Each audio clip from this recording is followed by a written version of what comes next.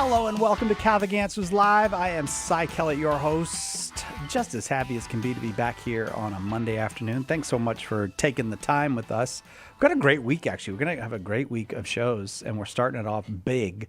This hour and next, we're going to try to answer every objection that we can think of to the Catholic annulment process. Annulments, this is one way of learning about annulments, for one thing. I know that many people have questions. There are people that we talk to them all the time. They're interested in coming into the church, but they don't know if their marriage situation will prevent them, all that kind of stuff.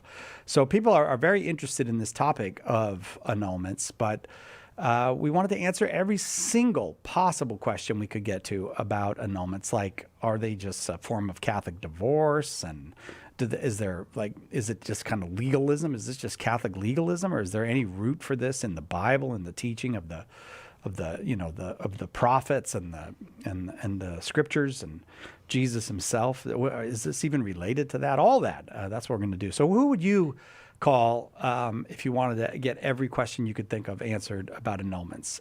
And the answer is not Ghostbusters. I know people my age, who are you going to call? And they always say Ghostbusters. No, it's Rose Sweet. Rose Sweet is our guest. She comes on quite regularly. We talk about all kinds of things, often various things having to do with marriage, divorce, and annulment, but other things as well.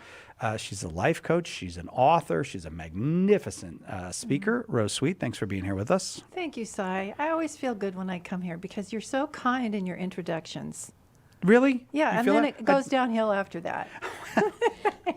All right. That actually is kind of true. I have to admit, I let you down usually after the introduction goes well. And then, but the introduction is my true feelings, Rose. The rest of it is all just tomfoolery. And you know what? You and I need to have fun because usually when I'm on here, we're talking about difficult, painful subjects. So we're bringing a little humor in there too. A little spoonful of sugar helps the medicine go down. It does. It does indeed. And this is tough medicine. So you feel up to every question we can think of about annulments? Let's do it. But, time is limited. But let's make sure that we address the most difficult. How's that? Okay. All right. Well, I was trying to think of an analogy before this when you and me and Bender were talking, and I said you can't really describe a cheeseburger to someone who's never heard of a hamburger. And so that's probably the stupidest analogy anyone has ever come up with for this, but you can't really talk about annulments if people don't know what you're talking about when you say marriage. So perhaps we could start there. I'd love to, because annulment is looking at the two people and tell us your situation, and did you have a valid marriage bond? So we have to understand marriage first. And I find that a lot of Catholics don't really understand what the church teaches about marriage. I didn't way back in the day. Yeah, I think that's true. So let's spend this time, talking about, what does make a valid marriage bond? What sets marriage apart from every other human relationship? It's certainly the case, I think, that the cultural view of marriage has shifted so much in the last, in certainly since movies started coming out in the 1920s, that it's not really hard to understand why Catholics don't understand the Catholic teaching on marriage. They don't even understand the traditional teaching on marriage, just natural marriage. Right. The level of catechesis is usually low for and that's, we can't complain about that too much. That's just the way it is. So I think today people think marriage is a relationship where you like each other and you want to spend time together and you want to split bills together so it'd be easier, and you want to go on vacation together. You may want to have kids or not. But you want to leave the back door open in case you fall out of love with each other. You shouldn't have to restrict each other. And you're really there to make each other happy. There's nothing about holiness or permanence or service. Or service, exactly. What happens when the feelings of love go out the window? You go out the door. Yeah. So right. That and that's not marriage. That's a relationship, and there's some elements of business arrangement to it. I wonder if, and I hate to say this, but I kind of suspect it, and it's maybe pointless for me to say this, but I I just am not in the habit of cutting myself off when I have something pointless to say. So I'm at the risk of this being my usual pointless blather. I wonder how much the catechist in school is afraid to talk about the permanence of marriage because the catechist knows the families of the kids and doesn't want to upset the family, really. So doesn't want to say, look, this is a permanent union that cannot be divided. This is an indivisible union. There is no power on earth. That's the teaching of the church. There is no power on earth that can divide a true marriage. Well, you're absolutely right. I don't think it's just the catechist. God bless him. Sometimes it's the pastor, it's the priest. We're in a culture where if you say something that offends somebody else or triggers them, look what happens. Yeah. They will take you out, in extreme cases. So we tend to, by our human nature, not make waves, tiptoe, avoid the tough topics, but not Catholic answers. Okay, all right. Well, we do want. I mean, the obvious. I do think the church recognizes that these are very difficult times for marriage, and so there is a sense of compassion about it. But you can't, it's so easy to say what marriage is in the understanding that the Catholic Church has received from Jesus. It's a permanent union. It's not. That's not hard to say. It's hard to live. It's hard to. Well, but that's not fair to restrict somebody. What if we fall out of love? And that's cruel to force us to be together with somebody that we don't even like and we don't feel safe with. That's mean. You're mean. I am mean, but I would point out that a lot of times the person who falls out of love and leaves is actually abandoning somebody who centered their entire life around them. And let's not lie about that. I mean, the truth is, sometimes it's the case that two people simultaneously realize they are not in love with it, but a lot of divorce is abandonment. Right, and the abandonment doesn't just necessarily mean you walked out the door, got a separate place to live, and filed paperwork with the courts. It means that you emotionally began to distance and cut yourself off from the other person. The life force there is cut. Well, and then there's the other part too, that we assume that if you make a promise, you're going to keep. It's not mean to say, well, we thought when you gave your word, you were going to keep your word. I know, but I was a different person back then. You just got to understand. I know, we got it, right? So you should give up your Social Security then, because if you were a different person, then I don't see why you should be collecting that person's Social Security. Okay, so look, it's taking you and me. It's taking time and effort to think about these things, to talk them through, and to find the common sense. And most people don't want to spend that level of time and effort in these kind of things, but they're crucial to our flourishing as human persons. And the Catholic Church has always understood that and always will uphold it. She will never lower the standard, even though everybody in the universe isn't living up to it. She'll never lower it. She can't. No, she can't, because Jesus himself is the foundation of this. This is not even one of those ones where you go, well, Scripture's not entirely clear about this, but the tradition of the church is. And as much as I love and respect the tradition of the church, it's harder to point to than literal words on a page of the Savior. And Jesus was anything but unclear on this. Right. And here's the other thing. You and I were talking. If we had written down in black and white everything Jesus said and everything Jesus did, John tells us it would be 1,000,000 books. We could never get through it all. So we have to we have to look for it in Scripture. Yes, we have to look for it in tradition. But that we also have common sense and intellect and intuition and instinct that God gave us to discern these things. So, well, I'll tell you what, let's take a very quick break. We'll get the break out of the way real quick, and then we'll come back, and starting with the person of Jesus and his answer on marriage. And we'll talk about what is marriage, the way the church understands it. And with the understanding that when we say, I do want to make this clear, when we say the way the church understands it, we're not saying the way one of the various institutions on earth understands it. We're talking about the infallible representative of the Lord's own teaching on the earth. So how the church understands it is how it is what, in other words. Amen, brother. So is that correct to say is how it is, Darren? Do you think I'm grammatical? He says yes. He just wants me to go to the break. He said, yes, it's fine. Go to the break. Right back with more. Every possible question that we could think of about annulments from Rose Sweet on Catholic Answers Live. Catholic Answers Live. Underwriting for Catholic Answers Live is provided by Magnificat. Published monthly, Magnificat features texts of daily Mass, prayers, articles, meditations, art commentaries, and more in step with the liturgical rhythm of the Church on the web at magnificat.com. Hi, this is Mike Aquilina with a few words about St. Cyprian. Cyprian was born to a rich family in Carthage, North Africa. As an adult, he converted to Christianity, and soon he was named bishop of his city. He led the church through a time of multiple crises, including persecution. He himself died a martyr.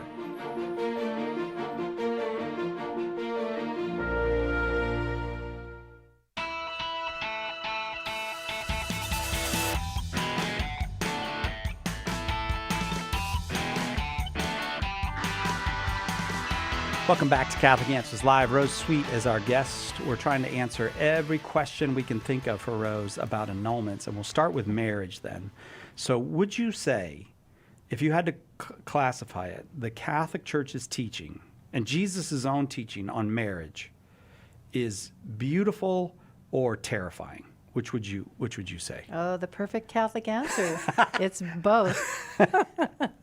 Yeah, because the apostles were literally terrified by it. They were like, "What?" Right. But it also is clearly there's something beautiful being taught by the Lord. So, Well, it's like Jesus himself was both yeah, that's true. Terrifying good and terrifying. Yeah, Good right. and terrifying. Yeah. Exactly.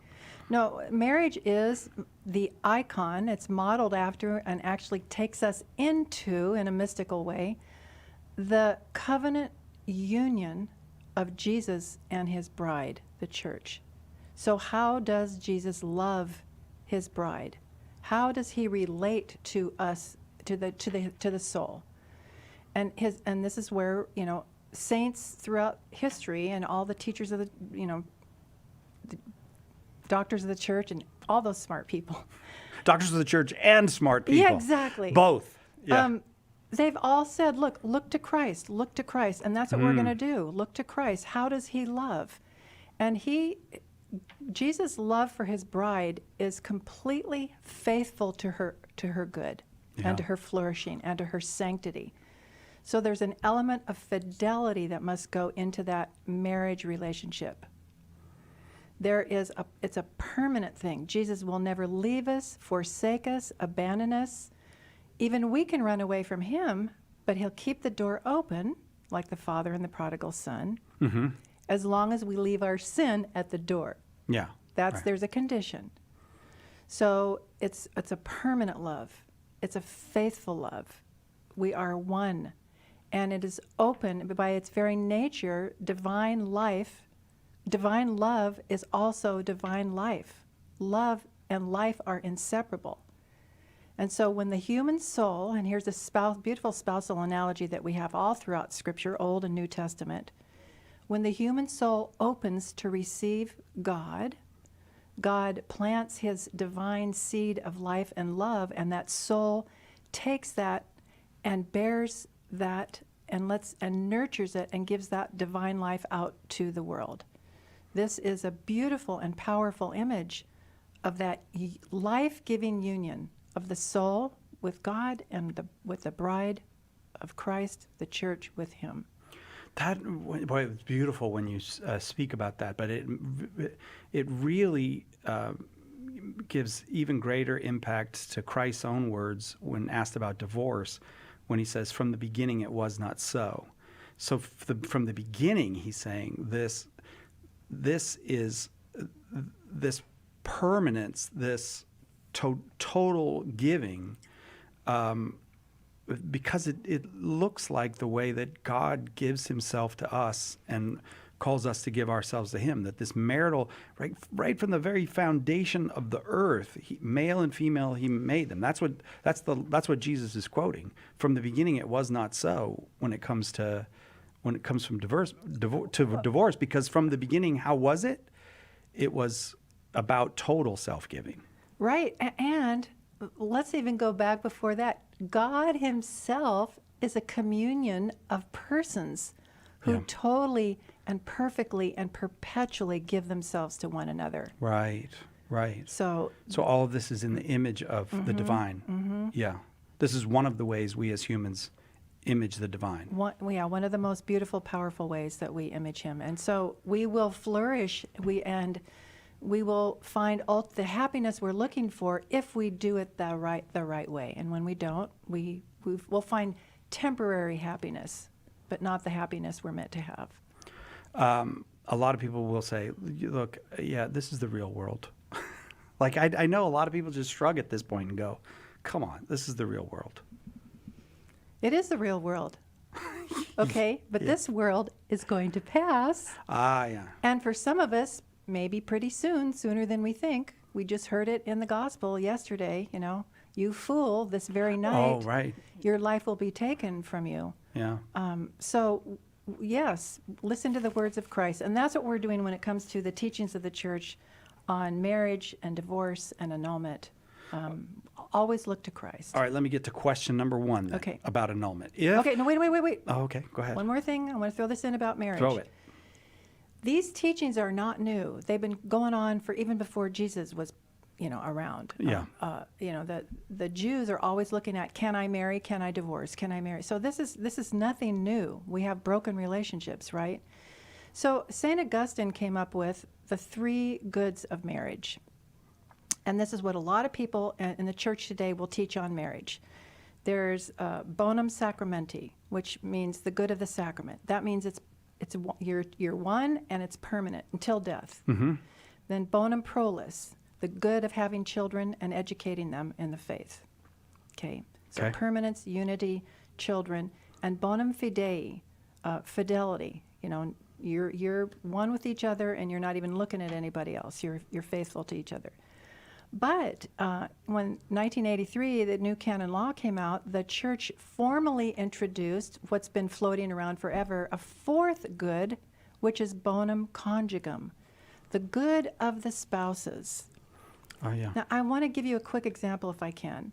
Okay. There was a man and his wife, and they were Catholics, and they got divorced, civilly divorced. She filed for annulment and was granted annulment. The second diocese affirmed it.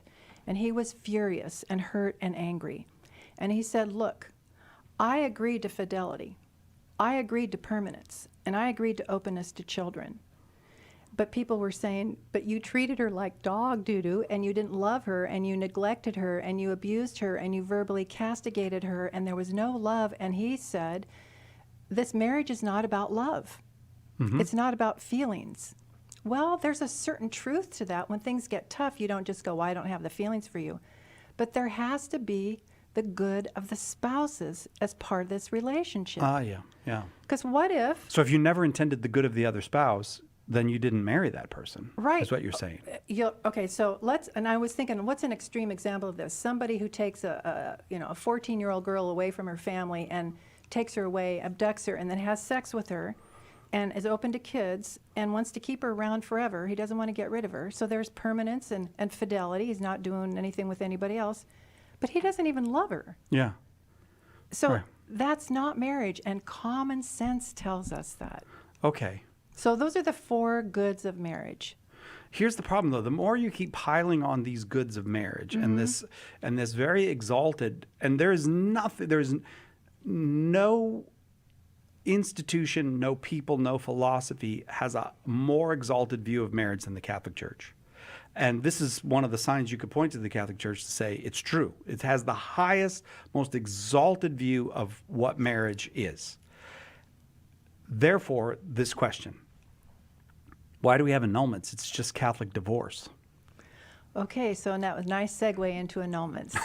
Thank you. Okay. Well, here's the thing. When you get a civil divorce, the result is you're free to marry. That's the end of getting divorced. I want out of this, and I want to be free of this obligation and this debt. Right.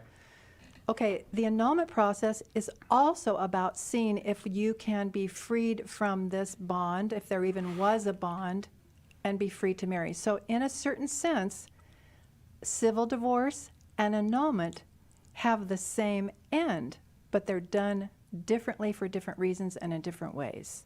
Okay. So the civil annulment is, okay, you had a civil marriage, it's valid, but now we're breaking it. The annulment process says, tell us what went on in your marriage, and let's see if there's enough evidence to show that from the very beginning something was wrong or in the way of a valid marriage bond from even coming into being. So if that's the case and you have enough credible evidence, we are going to declare that even though you said I do, something was in the way and there was no valid marriage bond. So we don't take a valid marriage and break it. Yeah, okay. We say 'Cause- there was no valid marriage bond to begin with. Right. So the divorce breaks something that existed. Yes. The annulment tells us whether or not It something existed. exists. That's So correct. some- Now, may I say this too? Far too many, and I've heard it on Catholic radio, far too many people say, when you have an annulment, the church is saying that you had no marriage. You didn't really have a marriage. And that triggers so many people who have 6 kids. Yeah, I was married, yeah. Right. Okay. So the proper way to say that is what the church teaches. The church found that you had no valid marriage bond. You had parental bonds and legal bonds and affectionate bonds and good times. You did have a marriage, but it was a civil marriage only. You Yeah. did have a marriage, but it was civil only. You didn't have what it took for validity in the eyes of the church. So Moses, who taught that you could divorce, and it's Jesus who corrects Moses and says no. But those were not, Moses could do that because those would be like just a civil marriage in a sense. There wasn't a bond in the way that a sacramental marriage is a bond. Well, Jesus didn't say you can't divorce, and I'm tiptoeing around here. He's saying Okay. you can't divorce just for the hardness of your heart. Remember, Moses allowed divorce for the hardness of your heart, your self-centered ways, but I tell you from the beginning it was not so. But Jesus did say there are cases where there has been a civil marriage and it's invalid because the father married his daughter, you married your grandmother, whatever the case is. Right. Jesus recognizes that some people aren't capable of a valid marriage Got it. bond. Yeah, right, Right, right. right. Or it may be that the people each individually is capable of a marriage bond, but they are not, they can't marry each other. Right. They're siblings or Right. they're so Right. no bond is, you can go marry somebody else if you want, but the church, okay, so it's not Catholic divorce because it's not a breaking of a marriage. It's a finding that the sacramental marriage or the The bond, the valid marriage bond. valid marriage bond never occurred. I'm glad you caught yourself because the whole 'Cause I know. sacrament, I know the sacrament is a whole different level. Yeah. I know. Yeah. Okay. Okay, so that seems, look, it seems to me that most people, and this goes back to Jesus in St. Matthew's gospel. Right. So he says, you can't break a marriage unless it's an illegal marriage. Right. So that he gives the exception, so he's saying, go ahead. But he's not even saying he's not even saying, we have to be very careful about our words. He's not saying you can break an illegal marriage. It's saying there is no marriage. Yeah, in the case, he Right. doesn't You're mention not- marriage again. He right, says in the you're- case of Right. in being. You're not breaking something that was there. Right. It wasn't there. So Matthew's gospel then gives us that template because that is there's a common sense to it that if the church was to say no, every marriage is always valid. If you stood in front of the priest or whatever was done at that historical moment of the church, but if you stood in front of the priest and gave those vows, there's nothing that can break that. And then somebody goes, yeah, but they were holding my mom hostage and they were going to kill her if I did. Sorry. There has to be some mechanism to go, look, that's ridiculous. You're not married. You're Okay, free to marry someone right. else. And again, so we look to Christ again. Okay, what is marriage? We go back to how does he love his bride? And, he doesn't hold anybody hostage. He Yeah. does not hold us hostage to be in union with us. Yeah. We have a freedom to come or go from him, which is pretty scary. So again, the churches, these aren't man-made rules. We're always looking to Christ. Always, always, always. Okay, so all I'm saying is, in principle, I can see this then. If you're saying annulment is not breaking a marriage, it's a finding that this marriage couldn't have happened or didn't happen. No. And you've got to have, A marriage happened. yeah, okay. There was no valid marriage bond Yeah. that was created at the time they exchanged consent and said, I do. Right. And even if I had to go to extreme cases, there's been 100 billion people that have lived. So even if I said, look, this is only for the most extreme cases where something crazy happened, where somebody was drugged or kidnapped, you'd still have to say sometimes a marriage is not that. Like everyone right. would have to admit that sometimes it didn't happen. Okay, well, The bo- even yeah. the civil courts recognize that. Yeah. The civil courts won't marry an 8-year-old boy with anybody. Yeah. That's invalid. So I don't care if they went to Las Vegas or their uncle was a minister and he wrote a marriage certificate. The state won't even recognize that it's valid. Yeah, right. So there has to be some mechanism for Right, this. right. But I'm setting up question number Okay, 2, which is, okay. come on, this is so abused. There's so many of these. So you hear the music? Okay, I do hear the All music. right, we'll do it when we get back. So even if we admit the principle, in other words, it's an overused mechanism. So Okay. that's the thing I want you to answer when we come back. I will. Rose Sweet, our guest on Catholic Answers Live.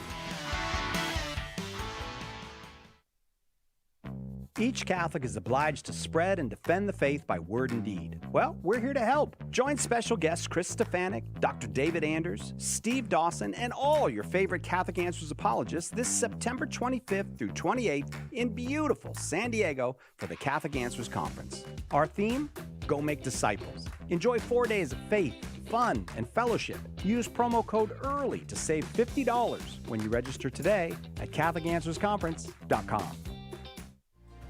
Lots of people have big questions about Catholicism. It needs a big book of answers, and now it's got one. The Big Book of Catholic Answers is filled with helpful replies to more than 250 questions about the faith. Questions about God, salvation history, the Creed, the Bible, the list goes on and on. Order your copy of the Big Book of Catholic Answers today at shop.catholic.com or ask for it at a good Catholic bookstore near you. We hope that one of the things that we communicate here at Catholic Answers Live is that our Catholic faith allows us to be fully serious about all the problems we encounter in the church and in the world, but it also lets us have light hearts and maybe even mix in a bit of fun. And that is exactly what our good friend Joe Heschmeyer does in his popular podcast, Shameless Popery. You should check it out at shamelessjoe.com. Joe's got a deep grasp of the faith, morals, the teachings of the church, all that, but he's also got a witty conversational style. He entertains and he informs, but you will leave equipped to better answer the most common challenges, misconceptions, and questions about the Catholic faith. He's got insightful guests, he does on-air debates, and he takes a close look into all the things that you want to know about as a Catholic living today. You'll walk away knowledgeable and filled with joy. Look for Joe on his YouTube channel. Check him out at shamelessjoe.com or wherever you get your podcasts. And if you like what you hear, become a patron. I'm Deacon Harold Burke-Sivers. Join me for Beacon of Truth today at 4 p.m. Eastern. On the next Beacon of Truth, talking to Dr. Scott Hahn and Soulful Psalm 10. Now, back to Catholic Answers Live.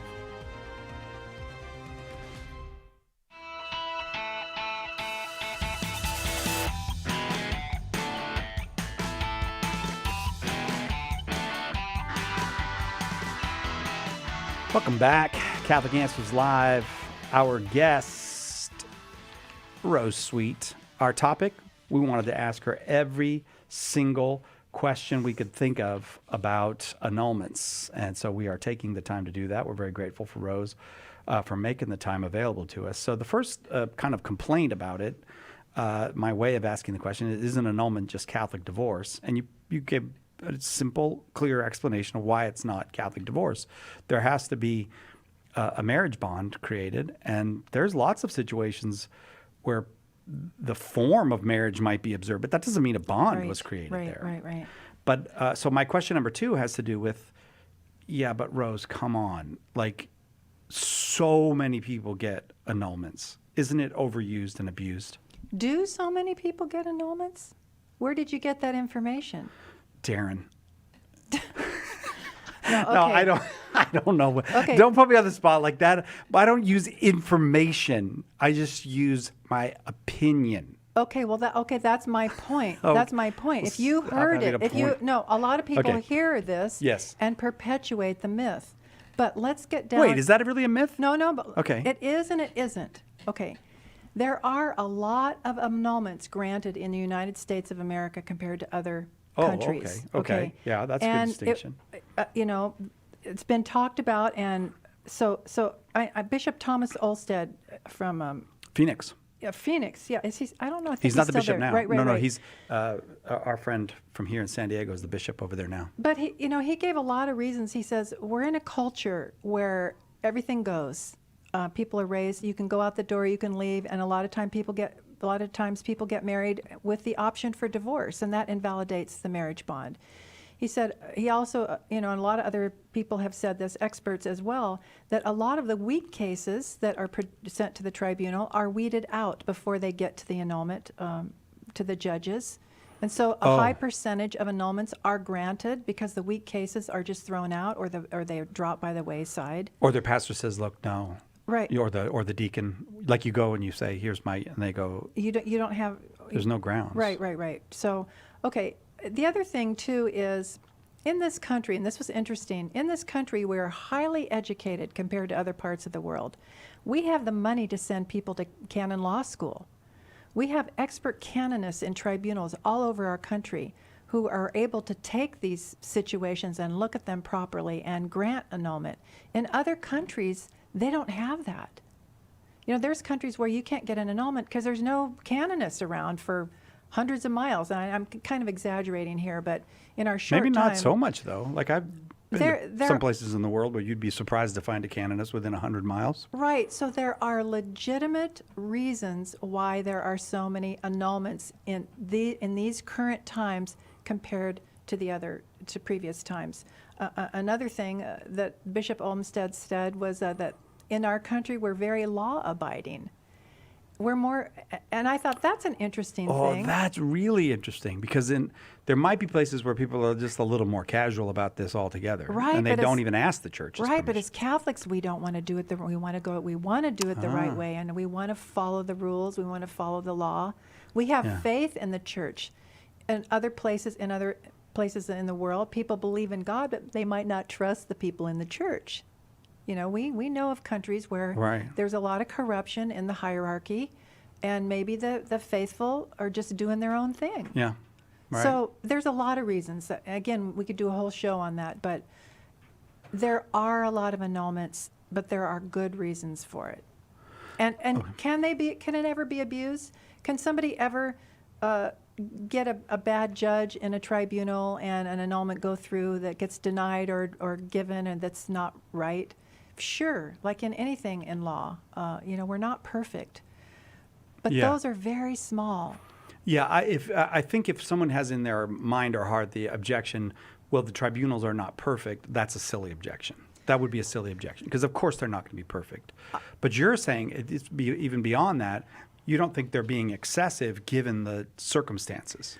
I know they're not. I have worked for the last however how many decades with tribunals all around the country, and by and large the people are highly dedicated, faithful Catholics, only want to uphold the dignity of marriage, which I brought my little show and tell thing. All right, let's see it. It's called Dignitas Connubii. If anybody can see this, I don't know where I'm even supposed to point No, that. you got it up there, yeah. Yeah. Okay, so this is the Bible this is norms and commentary for people in the tribunals to go through the annulment process properly. Excuse me, Rose. Yeah. Okay.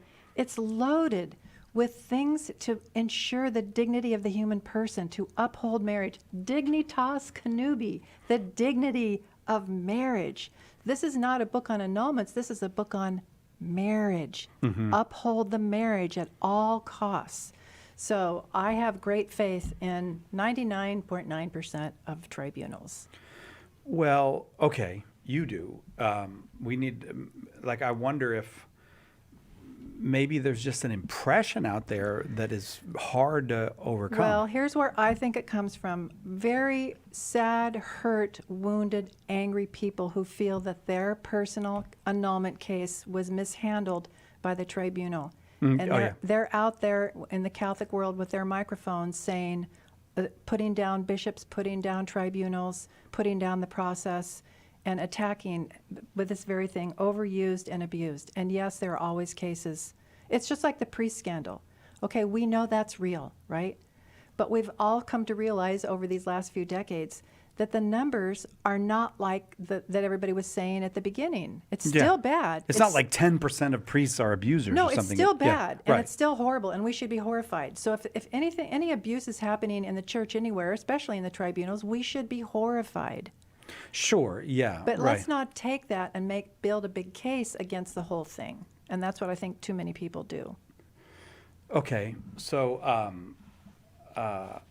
do you think, just from your own experience, like, do you think that because of the kind of growing casualness in society over the last 75 years or so regarding marriage, that there's more people entering into unions not really knowing or not really not knowing what they're doing or not really willing what the church expects them to will, you know? They're like, yes. they kind of got a back door in their mind of, I'll get out of this if I need to. Well, I remember for a long time I did marriage preparation weekends, and we used the Focus exam Oh, yeah. inventory, 160 questions, I think, to help couples. I got them all right on mine.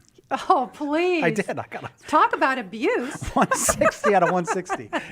They were the first perfect score they ever saw. They were like, you are going to be Oh, my the God. best husband. You're Yeah. hilarious. Missy, call in today. I'm here for 2 hours. I got a perfect score. At least Okay. that's the way I remember it. Go ahead. Okay. So I remember the question is, if your spouse ever cheated on you, that would be grounds for divorce and leaving. And 90% of them, yes, Wow. yes. And I Wow. had to address, and these are good Catholic young Sure, people, yeah, right? right. And some older people. And I they really said, believe that. if the spouse cheated, that gave them grounds for, I'm gone, over, Do done. you think that's because they were formed by the Protestant idea? Because sometimes Protestants Right. have actually been taught Yes. that what Jesus says in Matthew's gospel means adultery, and that's clearly not what Jesus meant. Right.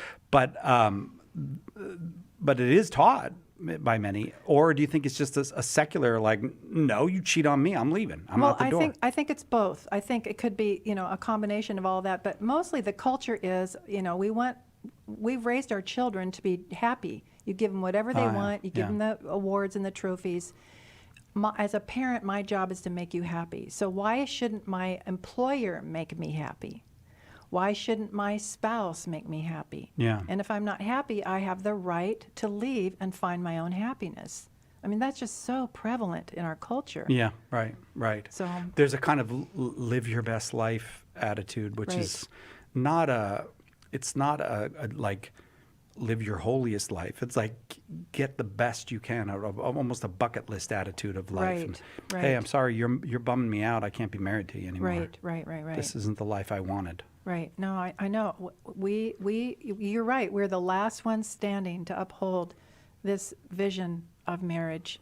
And I know the church will never change her teachings on marriage. I didn't give this to you as anything to prepare for, so I'm just saying this off the cuff. But no, never mind. No, say it. It's too late now. Is Come it really? on. It's too late now. Trust the Holy Spirit. There's a lot of people who think it's impossible now in the modern world. Like they literally say that's not possible. That's an impossible standard. Okay, it's a high standard. Yeah. But it is possible. Now, in my own marriage, God rest Bob's soul, Yeah. who took my sandwich every time I left it in the refrigerator. We're not picking on I Bob know, about I your know. sandwich I now. know, I know. Don't say God rest his soul. He took my sandwich. Get over it, I'm Rose. I'm not bitter. No, I'm just joking.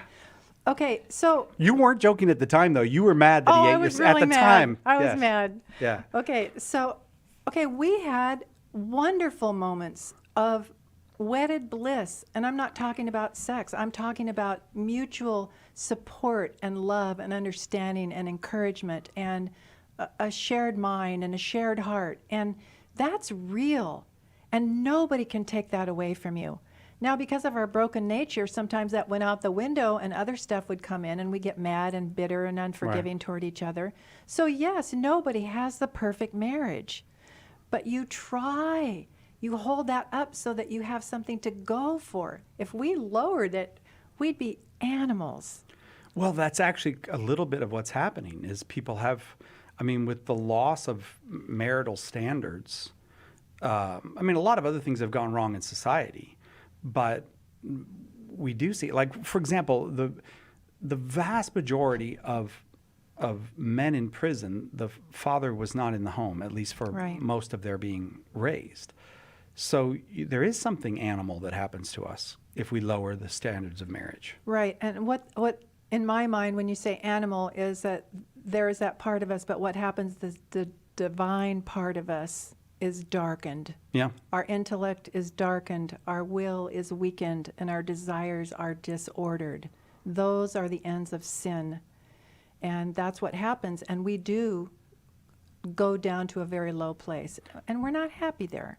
All right, let me give you another kind of Okay. question about this. Doesn't it seem to you, this is what people say about Okay. annulments, that the church sometimes uses psychological grounds for a finding of nullity or for an annulment, a granting of an annulment?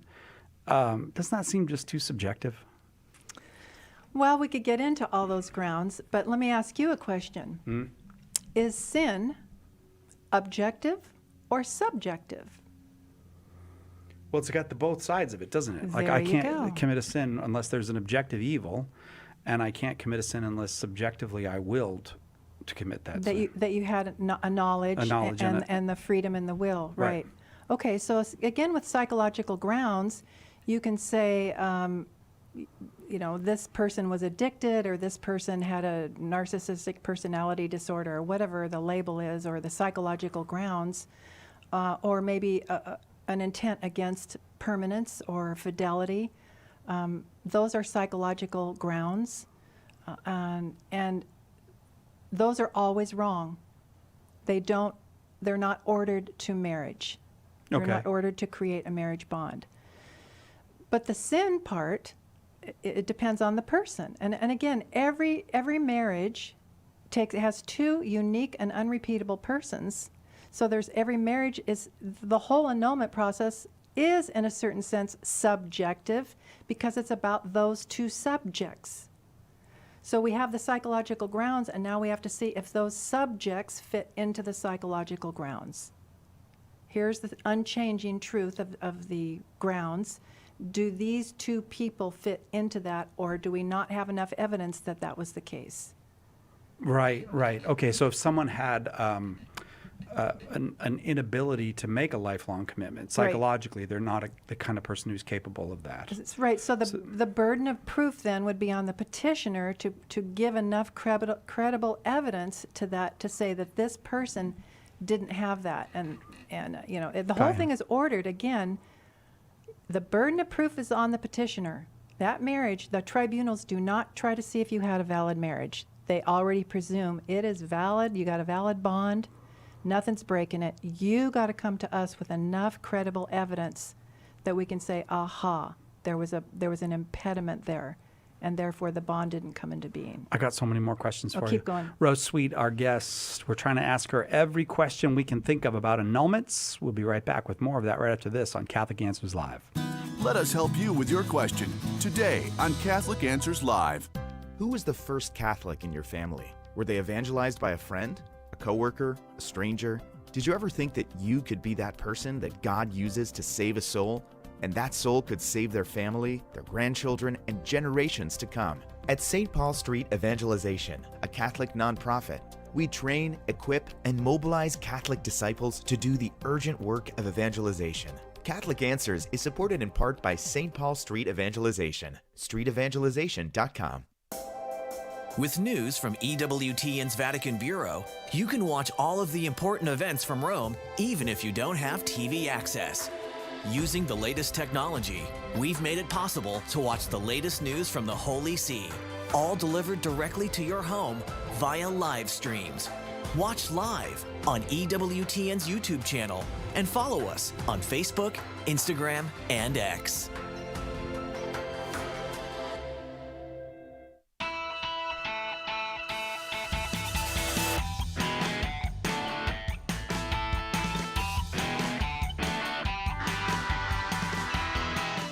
Welcome back to Catholic Answers Live. I am Cy Kellett, your host. Very happy to be here on this Monday with Rose Sweet. We've been doing more of these programs where we So instead of taking one call at a time that ranges over a variety of topics, maybe in the course of 10 or 15 minutes, to try to drill down a bit and take the time to answer every question so that we kind of create a resource. And that we do take these shows and put them on YouTube and in an edited format so that they are a resource for people who need or want to get questions answered about particular topics. And we wanted to do annulments, and Rose is the person to do annulments with. So I am in the midst of asking her every question I can think of about annulments. And so I actually wanted to do this question earlier, and our conversation wound in a way I didn't expect, so I didn't get to it. So I'm going to go back to it.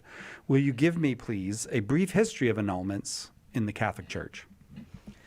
Well, we could go back to the Mosaic times, because obviously people were coming to Moses and the judges to determine their marriage case. And Jesus says Moses allowed divorce for the hardness of your hearts. So we know broken marriages have been around since the beginning. I mean, look at Adam and Eve. They had issues. Right from the beginning. Right. Yeah.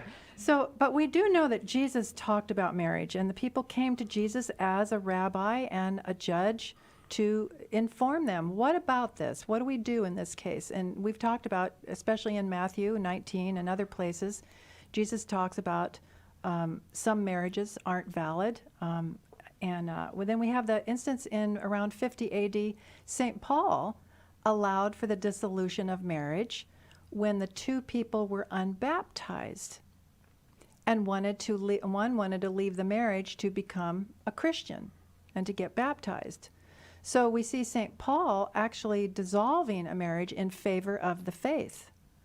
And we still have that today. We call it the Pauline privilege, and we have the Petrine privilege. Oh, so we have an apostle himself giving a ruling about marriage. Hello, right. And then, okay, so I wrote this down because I couldn't remember all these. In the 700s, there were papal letters, like those of St. Gregory, who communicated to St. Boniface about marriage and invalidity and annulments. In the 1100s, we had Popes Alexander and Innocent, who were saying that they said you couldn't just decide annulment on your own. You had to go through an ecclesial court. You needed to submit yourself to the church in a formal way. So this is all developing, not the teachings aren't changing, but the development is going deeper. Then in the 1700s was introduced, and I never even heard about this before, the defender of the bond. And in every tribunal, there's a defender of the bond. As the name implies, that's the lawyer for the marriage bond to make sure that nothing funny gets passed. Right. Because he or she is there to make sure that this is legit. So defending the marriage bond. And then in 1936, 1969, more developed norms and instructions like this Dignitas Connubii book that I brought. More of those kept coming out to clarify as the church was growing and, again, not changing the essentials. And in 1983, the Code of Canon Law introduced the thing that really triggers a lot of people, the grounds, Canon 1095. This triggers a lot of people? This is the psychological grounds that you just mentioned. This wasn't in there before. So all of a sudden, there were a lot of people applying for annulment on this grounds, and so the annulments just skyrocketed. Oh. Right, 1983. So we still have reverberations from that, in the church today. And then St. John Paul II talked in the 1980s and the 1960s. He talked to the Roman Rota and, again, talking about annulments and how do we do them and how do we make sure. One time, John Paul II scolded the tribunal for taking so long. Annulments take too long. And he said that to them? Yeah, he said, you have an attitude of inertia. Ooh. Uh-huh. Wow. And he said the people have a right. I call it a fair and speedy trial. Yeah. Just give them an answer, in other words. Right. You don't want to rush through this ever, but you don't want to why should it take 2 years to get an annulment? That's something we can talk about after this. But anyway. I actually want to, don't let me forget. I want to get back to why should it take 2 years? Okay, I want to know. Okay. But anyway, so annulment is nothing new. It's been around forever. Yeah. Okay. All right. Marriage problems have been around forever. Yeah.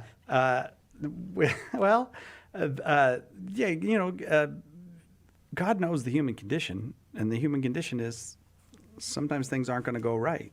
Sometimes they're not going to. You might attempt marriage. You might attempt religious vows. Right. That happens sometimes too, right? Like people attempt religious vows, and Right. then you go back and look at it and go, no, that you weren't in a place to do that. Yeah, or no, that- I even had an uncle who was, he went into the seminary when he was like 12 and a half, Yeah. you know, right after 8th grade. That was late in those years. Yeah, Sorry. I know, no, really. And my grandmother was like, "Oh, I got to have a priest as a son," you know. Oh, yes, all And that he was pressure on the kid. He pressured, and then when he goes, "I can't do this. I can't do this," when he became an adult. Yeah. So it's sad but understandable. All right. Then I'm going to go straight into my next question because Okay. you kind of set it up for me there. That people say this all the time, and this is a fair objection. It costs too much money and it takes too long. Like, look, I want to do what the church. I'm trying to do this. I'm being the person in the annulment. I'm trying to do what the church told me to do. This is costing me too much money and taking too long, and in the meantime, my whole life is on hold. And so I'm going to go down to the Protestant church because they're easier. No, but No. But sometimes people do that. But there are people who don't leave and Okay. and they're suffering because it costs so much money and it takes so much time. Okay, I hear you loud and clear. Now, in 2015, Pope Francis issued a mandate to the tribunals to not charge anything for annulments. But I was around before that, and I know that the average cost of annulments in our country was about $600 to $800, okay? Okay. But even before the 2015 notice to the tribunals, there was a hardship clause. And if you ever went to the tribunal and said, I just can't pay this $600 to $800, and here's why, you weren't charged a penny. Okay. So the church has never made it absolutely mandatory. I do know in other countries where the church is clergy are on the take, they would Well, you have a low opinion of other countries. Yeah, I do. You'd be I know. like, in other countries, don't name them. I haven't named any of them. Yeah. But we do know they charge 10, 20, 40,000 bucks, and then they would give you the annulment. Wow. Okay, so that looks bad. It is bad. Okay. Okay. So in our country, and here's the sad thing is, I think this is an abuse of the annulment system, of the process. They don't usually, at the parish level or the tribunal level, they don't fully explain what your rights are and what this is all about. They hand you a packet of paper and say, fill this out and be brief. Oy. And that's really, really bad. So you don't have, if you can show hardship, you don't have to pay anything for annulment. Now let's talk about, they take too long. I agree. They do take way too long. It's ridiculous. But I also know the reason. It's money. We need to have, in the perfect world, a full staff at every diocese of working around the clock, trained experts in canon law to process these cases. So if in a diocese you have 400 or 500 cases that come in a year, it takes a long time because they've got maybe, 5 or 6 people. And those people in the tribunal are sometimes pastors, they're retired priests, or they're part-time lay people. They don't have the wherewithal to set up a machine to get these things through like the DMV does. Yeah, right. And even the DMV is you have to wait a long time. Known for their quickness. I know. Yeah, the legendary quickness of the DMV. Yeah, I see what you're saying. So you every case, it's got to have a certain number of eyes on it. Somebody's got to do some typing. There's actual practical reasons why it costs money for the diocese to move this along. And staff is money. It just costs money to have all that staff. But the reality, here's the flip side of that. It's good, I think, in a lot of cases for the person to have to wait a year to slow them down, because a lot of times they're out dating again and trying to get in a new relationship, and they need that downtime. No, slow down. You're not ready to attempt marriage again. We're trying to get every question about annulments answered. Rose Sweet is here to do that. Now it's time for you to call. If you've got questions about annulments, your own, someone else's, or a general question, you are welcome to call 888-318-7884. We're going to take a very quick break. This would be a great time to fill up the phones with those annulment questions that you've been holding for the first hour. Well, we did a bunch of chatting. There's more. I've got more questions for Rose, and I'm going to keep asking them, but I want you to get in on the conversation now as well. 888-318-7884. Catholics with questions about annulments, welcome to call. You know who else is welcome to call? Anybody else with questions about Catholic annulments. Here's that number one last time, 888-318-7884.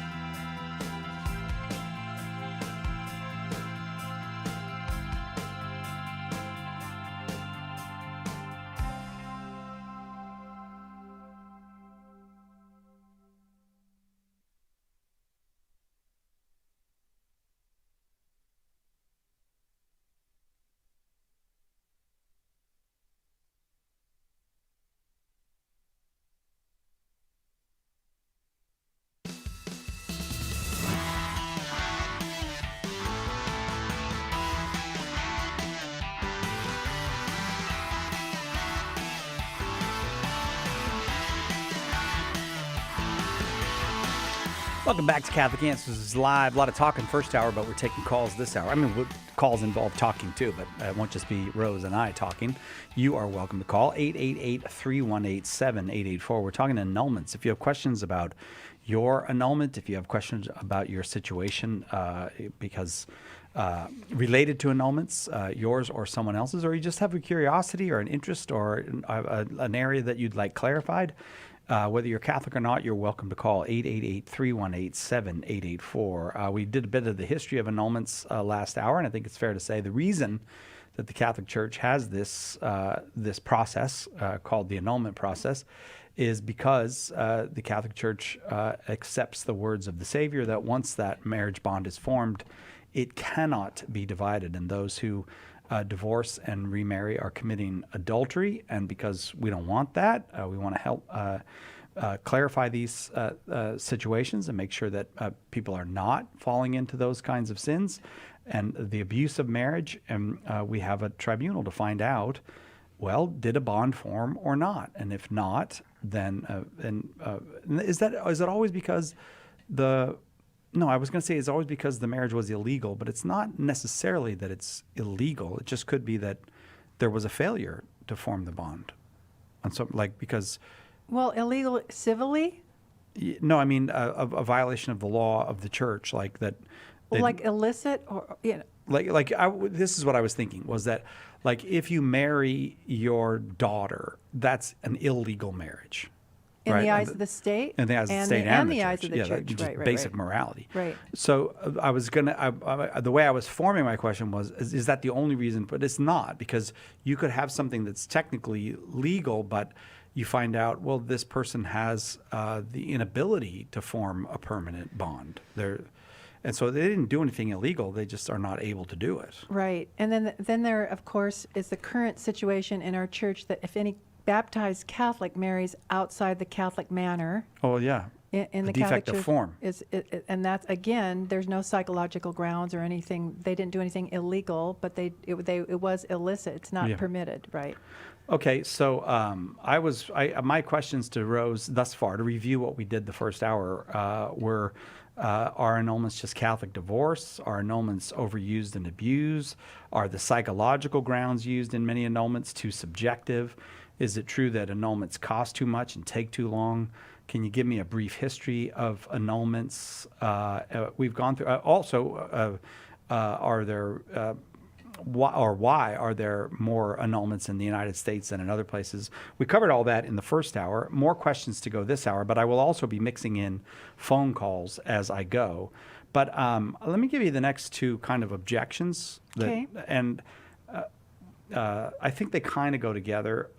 People will say something like this. This is just that the Catholic Church being legalistic and bureaucratic. Or alternately, this is just the Catholic Church trying to control people's lives.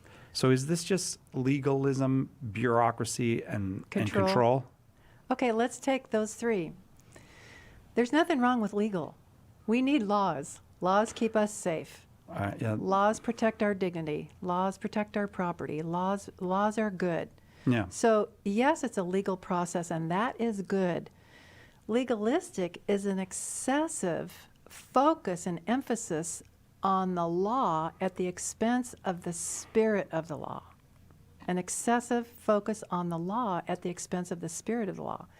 Carrying it, just like you were saying in your examples earlier, no, this is it. You know, you said I do, you have a marriage bond and you can never get an annulment. That's legalism. That's legalism. Yeah. This is the law without bringing in the subjective and the spirit of the law. Right. So it's not legalism. It's not legalistic, but it is legal.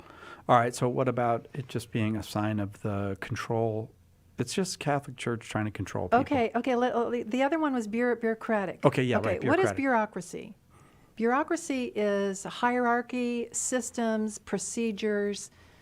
This book is full of systems and procedures and headings and subheadings, and it's very complex. But again, in complex cases, we need this to guide us So there's nothing wrong with bureaucracy in itself, in its purest form. The problem It's just is when it's excessive. It's excessive, and people get into it and they get lost, and it just goes on forever, which is ridiculous. So again, at the root of it, legal and bureaucracy are not bad words, but they could be overused and abused, whatever. Control, absolutely. The church, our mother, wants to control our behavior so that we flourish and are safe and are happy. Just like a mother says, you must get into bed at a decent hour, you must do your homework and turn it in. My Yes. mother has stopped saying all of that thing. Well, oh God, your poor mother. Well, my That's mother a passed this year. I forgot to tell you that. I didn't mean to just give you that news on the air, but she did stop. And, you know, I think in my 40s, she stopped telling me that kind of What? stuff. She stopped telling me, go to bed, do your homework. Missy, in the my next 40s. time on this show, you need to call in. Everybody knows your wife is Missy, right? Yes. Okay, Yeah. so. That's not my mom. Yeah. Right, exactly. Okay, so yes, the church does want to help us stay in the right lane. So she's put up stop signs and yellow lights and red lights and green lights. And if you see that's a form of control, then absolutely the church wants to control us in that regard. Wow, quite an admission from Rose Sweet. All right, I'm looking at full phone lines, so I do have more questions, but we're trying to get every question about annulments answered this hour. And since all the lines are full, I think I'll let some other people ask you questions. Is that okay? Let's do it. All right. Because sometimes you say to me, no, I've got another point to make before we go to I the phone. never But you say feel that. never mind. I lied about that. Okay, Catherine in Grand Rapids, Michigan, listening on Catholic Family Radio. We're glad you're here. Catherine, go ahead with your question. No, Catherine? Well, I don't know if I have a question, except that it's just always bothered me, and I've gotten over it. It's been so many years. But I was married, and the church granted an annulment after 21 years of marriage and 3 children. And my then present husband had an affair with someone at the office, and she was Catholic. She wanted to get married in the Catholic Church. She'd never been married before. She never had any children. But because we were pregnant when we got married back in the 60s, he used that pregnancy as a reason to say that the marriage was not valid because he married me for the wrong reasons. And it was granted this annulment? After 21 years, yeah, right. That is very painful, and I'm sorry. I understand. That's really hard to get an annulment, and when you don't understand it or agree with it. Were you involved in the annulment process when he went through it? Did you respond with the paperwork? I did, and of course the tribunal used, the written testimonies from both sides of, his side and my side, my friends, my family, his friends, his family.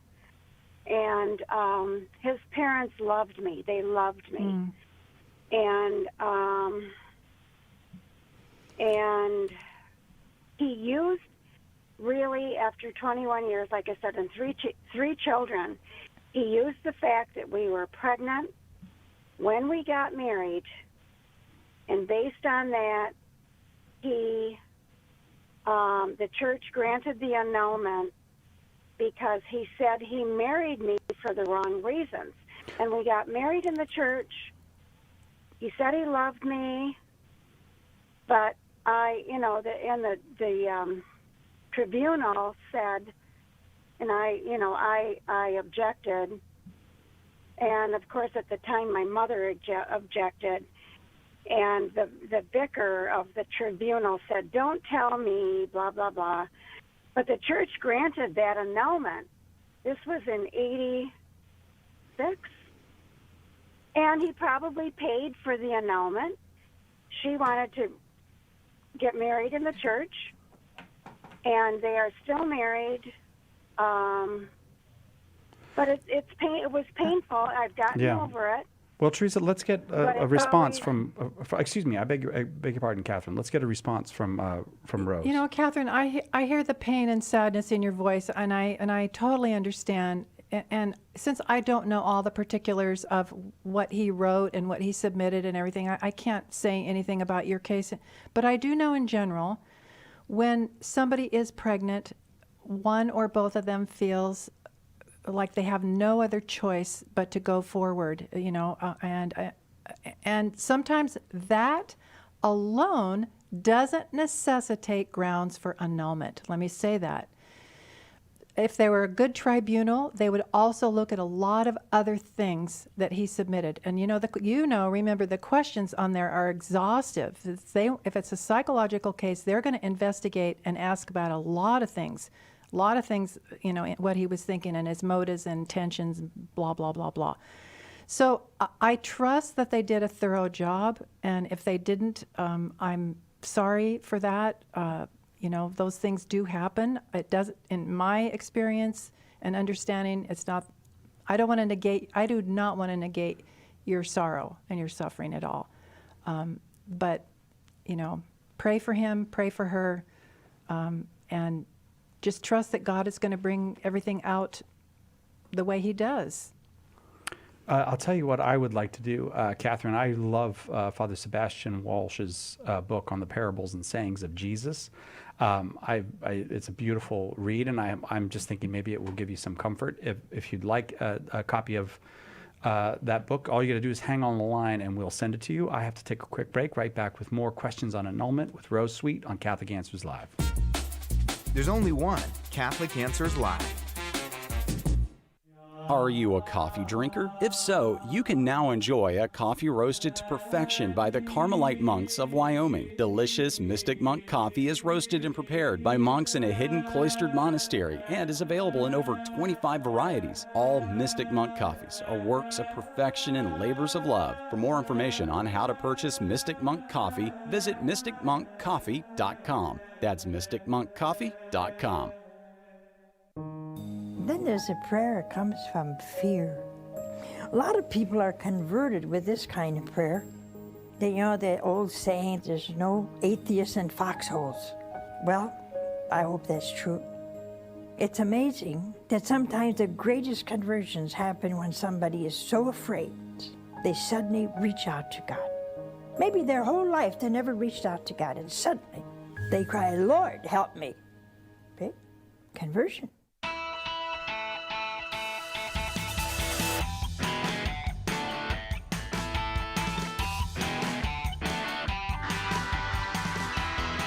Welcome back.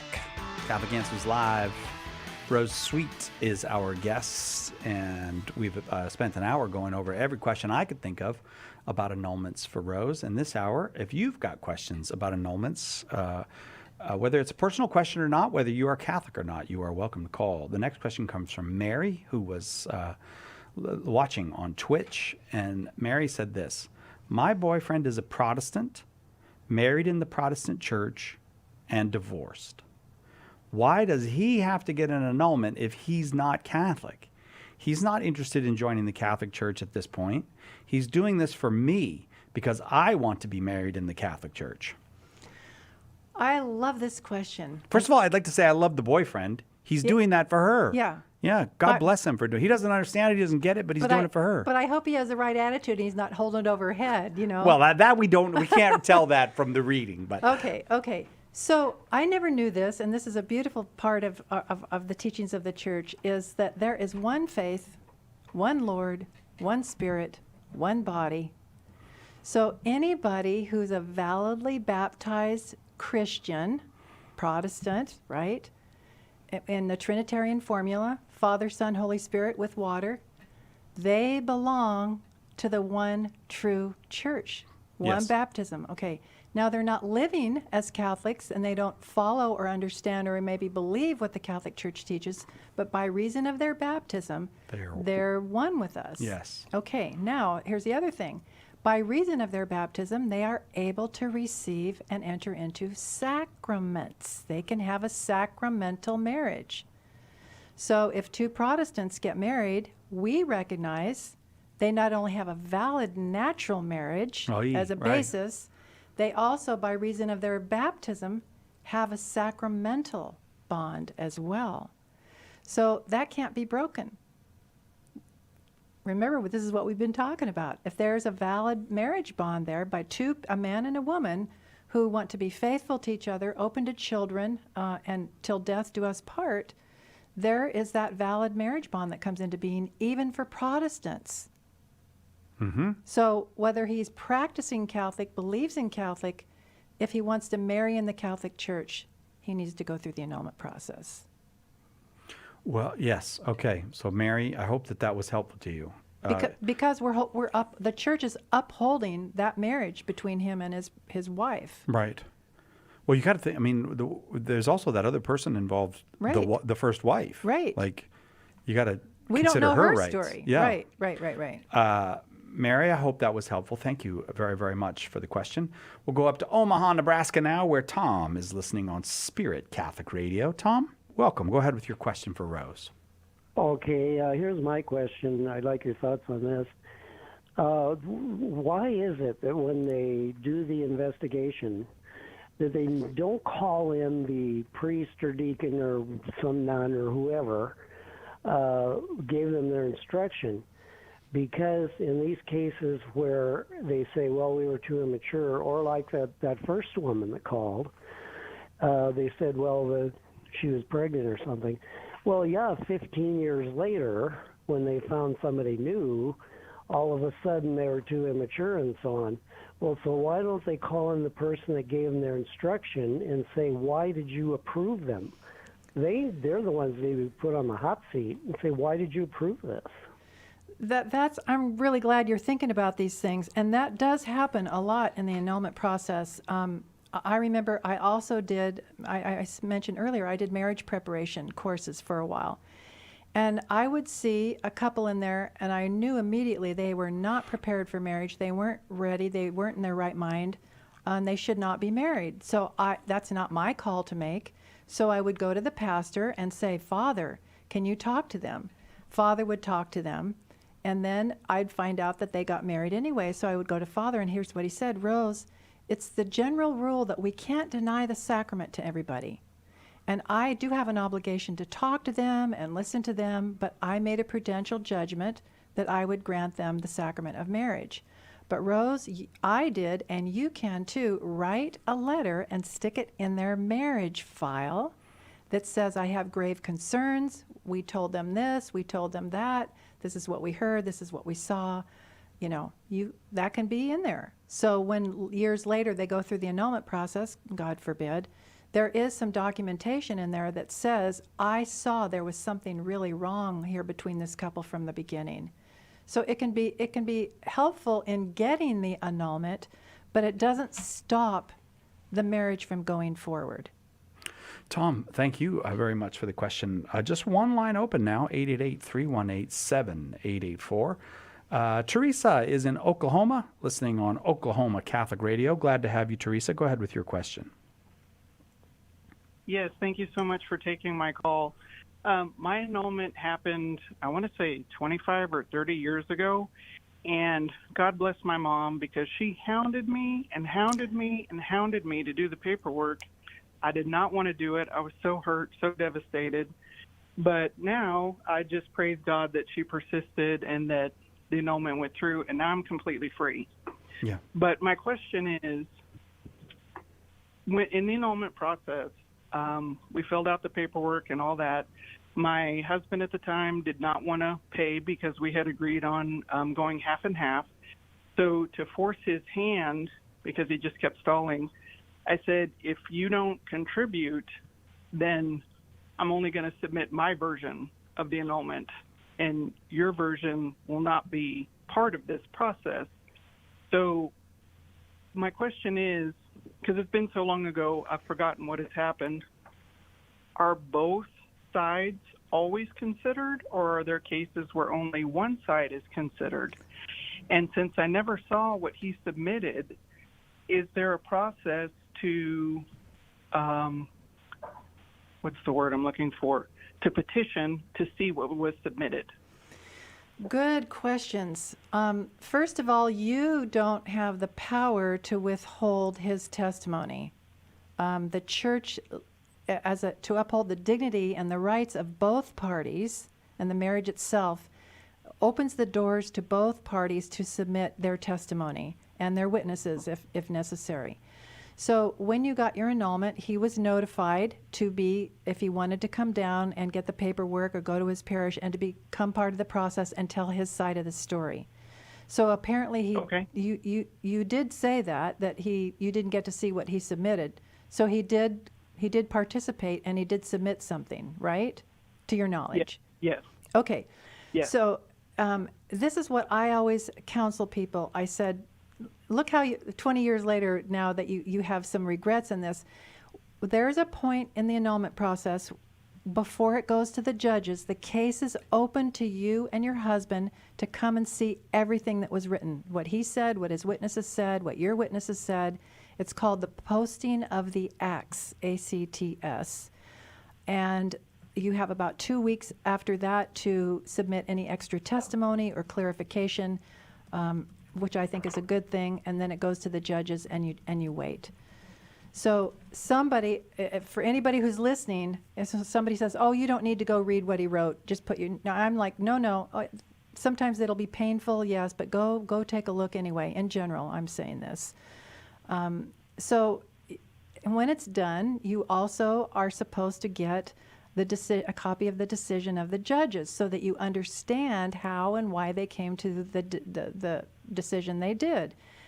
You have a canonical right to receive that, but they don't always automatically mail that out to you, and sometimes you don't know about it or don't understand, but you always have the right to go to the diocese and petition for a copy of the decision, the judge's decision.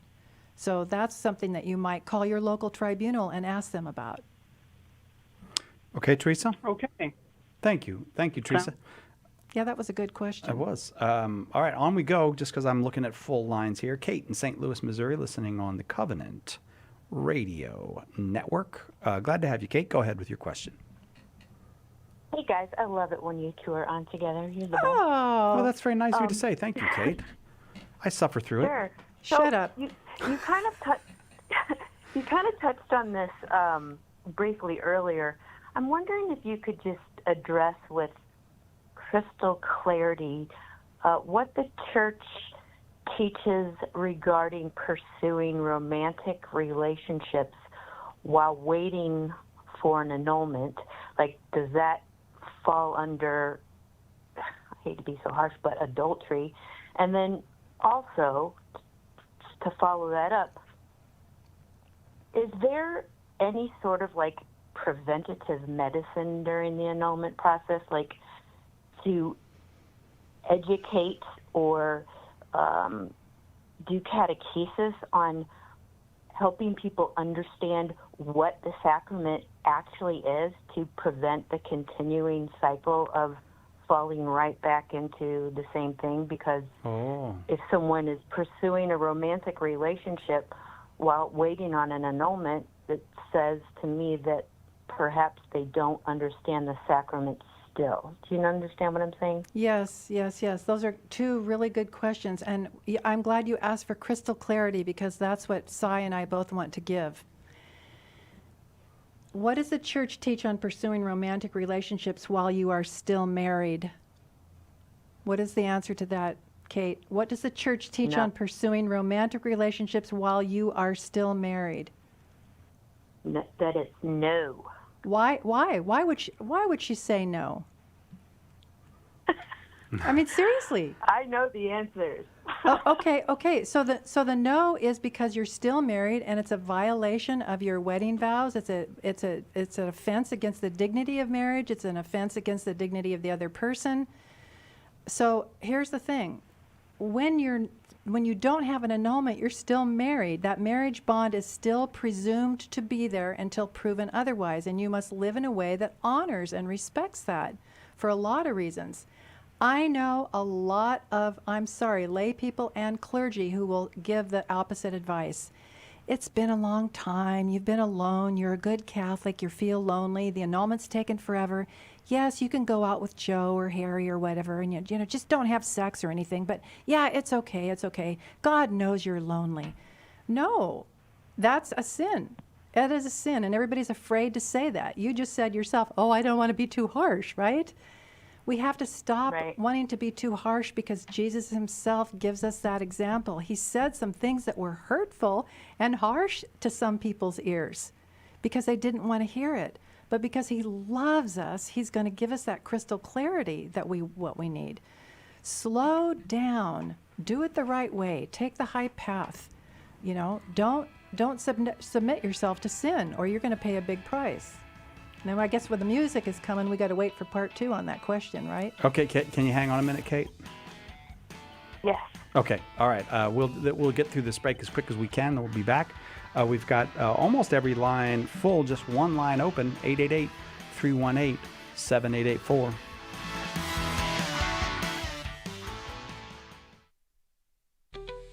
What is the Catholic Church? Everyone seems to have an opinion, but the Church never quite fits into the boxes people make for it. In The Faith Unboxed, author Andrew Petiprin looks at some of the most common boxes people put the Catholic Church in and explains why they don't fit. In doing so, he brings us closer to what the Church really is, the institution founded by Christ. Order The Faith Unboxed today at shop.catholic.com or ask for it at a good Catholic bookstore near you. We hope that one of the things that we communicate here at Catholic Answers Live is that our Catholic faith allows us to be fully serious about all the problems we encounter in the church and in the world, but it also lets us have light hearts and maybe even mix in a bit of fun, and that is exactly what our good friend Joe Heschmeyer does in his popular podcast, Shameless Popery. You should check it out at shamelessjoe.com. Joe's got a deep grasp of the faith, morals, the teachings of the church, all that, but he's also got a witty conversational style. He entertains and he informs, but you will leave equipped to better answer the most common challenges, misconceptions, and questions about the Catholic faith. He's got insightful guests, he does on-air debates, and he takes a close look into all the things that you want to know about as a Catholic living today. You'll walk away knowledgeable and filled with joy. Look for Joe on his YouTube channel. Check him out at shamelessjoe.com or wherever you get your podcasts. And if you like what you hear, become a patron. The stigmata, the appearance of Christ's wounds on ordinary believers. Is it real or fake? What's the evidence? And if real, what could God's reason be for causing this?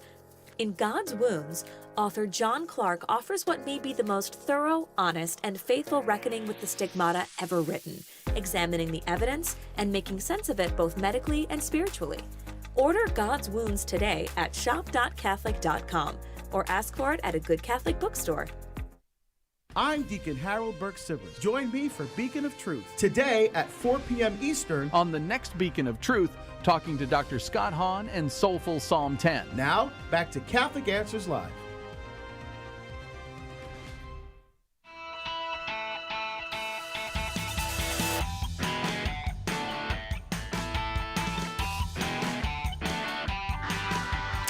Welcome back. Catholic Answers Live, Rose Sweet, our guest, and Kate on the line. And we're talking about annulments. And Kate had a second question about annulments that we weren't able to get to, about whether there's some way when someone has gone through the annulment process, maybe it doesn't seem to have recognized fully what the sacrament is about still, because their behavior following or during the annulment process. Is there some way to prevent that person entering into future relationships that will end in future annulments? Is that right, Kate? Did I get the question basically correct? You did. I'm just wondering if there's, any sort of part of the annulment process that has that little bit of preventative medicine built in, where there's some catechesis on the sacrament to prevent the same thing from happening again. Technically no, but if you look at the questions in the annulment petition or response form, it's pretty clear. Were you mature? Did you have addictions? Were you looking at other people? I mean, there's stuff hidden in the questions, so to speak, that says this is how you should not be, or you should not be dealing with this stuff. Does that make sense to you? It does, yeah. Okay, and also I might. I mean, I've never been through the process of, so I don't know what the questions are. Okay. To the people who are petitioning. Okay, good. I'm glad you clarified that. Okay, yes. If you just, you know what, I can send you one if you can't get your diocesan copy. Go look at the questions. It's amazing. It's catechesis hidden in there. And I would say get a good Catholic life coach, or get Rose Sweet's books at rosesweet.com. I have lots of books on marriage, relationship, annulments, divorce healing, rebuilding after divorce. Lots of good stuff. I love your questions. So I'm here to help in any way I can. Okay, I appreciate your help. Thank you. Thank you, Kate. Again, lines continue full, so back to the phones we go. Mary is in Omaha, Nebraska, listening on Spirit Catholic Radio. Glad to have you, Mary. Go ahead with your question. Oh, hi. Thank you for taking my call. Sure. I have a question about just some of the verbiage, because you keep using the word marriage bond, which is just not necessarily a new term, but I always thought of marriage is a covenant versus an earthly contract is a contract. And a covenant is something between God and humans, where a contract is just a human to human. But is a bond just another way of you saying covenant? Yes, that's a good, and I thank you for clarifying that. It's like we can have social bonds, sexual bonds, parental bonds, legal bonds, all kinds of important contractual bonds, but the marriage is the covenant bond. Okay, and then just a follow-up on that. I thought that a sacramental marriage is a true covenantal bond, but I felt like you were taking the word sacramental out of the marriage bond, and I might have misunderstood what you meant. This is a helpful clarification. This is really good. I'm glad you're asking this. Okay, so the church teaches about natural marriage, and that is, remember that all of humankind is intended by God to be filled with his divine life and love, and to spend eternity with him.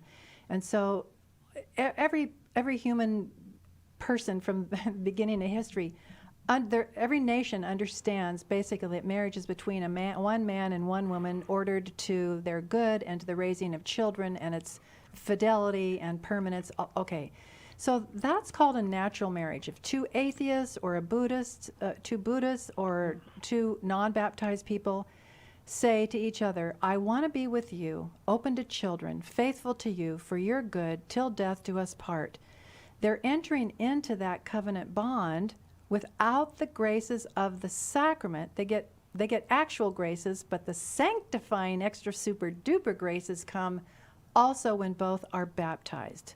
So it's an extra layer of graces and help in the marriage that baptized people are able to achieve and receive through the sacrament. Does that make sense? So as long as both the man and the woman are baptized Christians, sacrament, then there's the possibility of it. No, they're baptized Christians. They enter in. The church presumes they have a sacramental marriage bond. Now, if one is not baptized, or both are not baptized, they will only have a natural marriage bond. That also has a covenantal aspect. Got it. Okay. Okay. Good. Thank you for clarifying. No, thank you. you. That's a great question. Let's go to Joseph in Ann Arbor, Michigan, listening on Ave Maria Radio. Joseph, thank you for waiting. Go ahead with your question for Rose Sweet. Hey, Si. Hi, Joseph. I was wondering, I've known for some time that my nephew, he's getting married to his girlfriend, now fiance, but they've been living together. And so I've always had reservations about attending the wedding, but I was never sure if I, should just, forget the whole thing, or if it would be all right if I attended.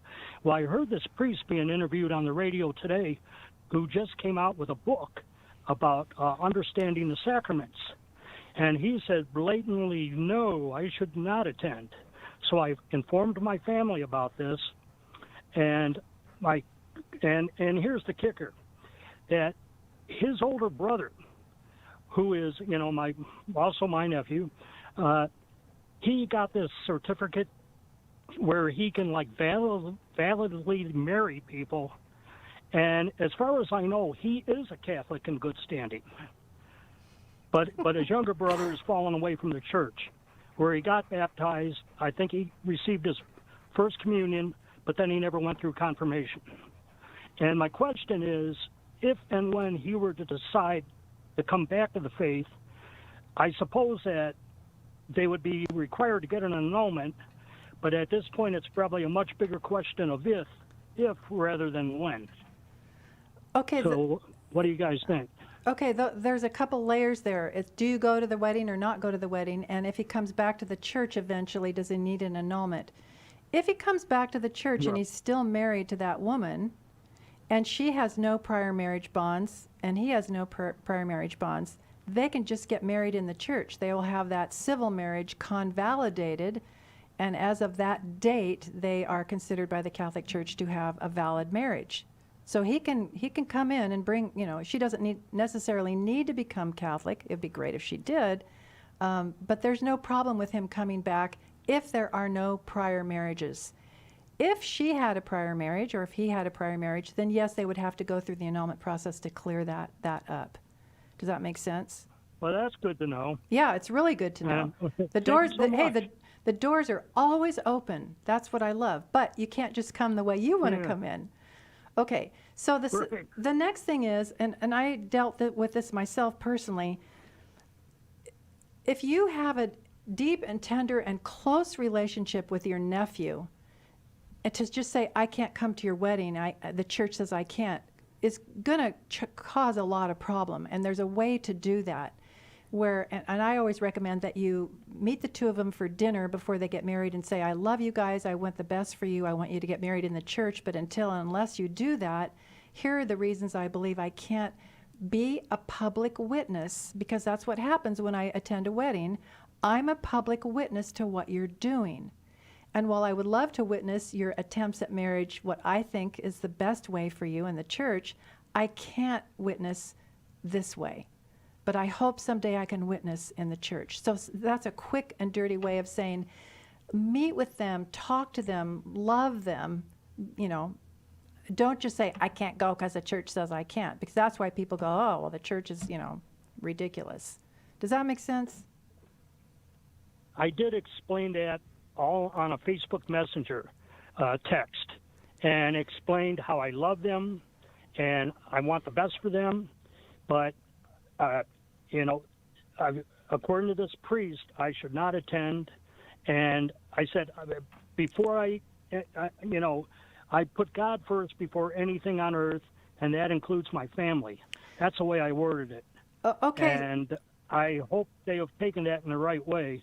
And okay, let me give you some. I guess I'll find. Okay, let me give you some pastoral advice. I also would not attend, but again, I would do it with great love and understanding. After they get married, make it a point to go visit them. Go visit them and take them out to dinner and ask them how they're doing, and maybe have a little plan to say, I'm praying for you, I love you, and I hope that someday you'll come into full communion with the church again. So don't drop them just in the name of avoiding a sinful witness, right? Stay loving. I think that's what Christ would do.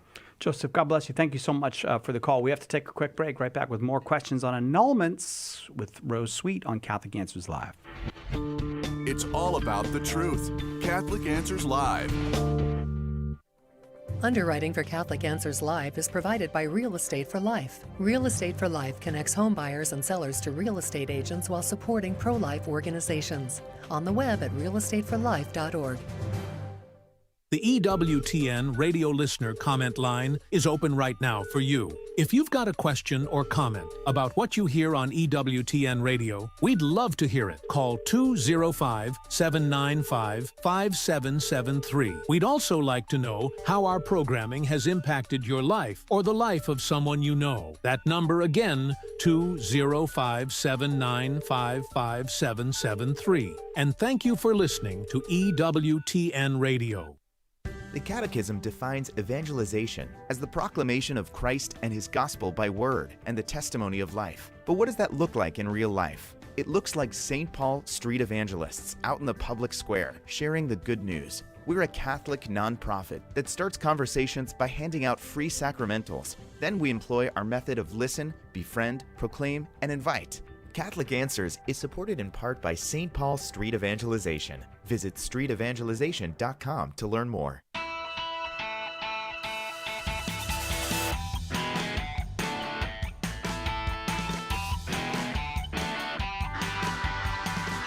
Welcome back to Catholic Answers Live. Rose Sweet is our guest. We're talking annulments. If you have an annulment question, whether you're Catholic or not, you're welcome to call. And as a matter of fact, lines just opened up, so you're very welcome.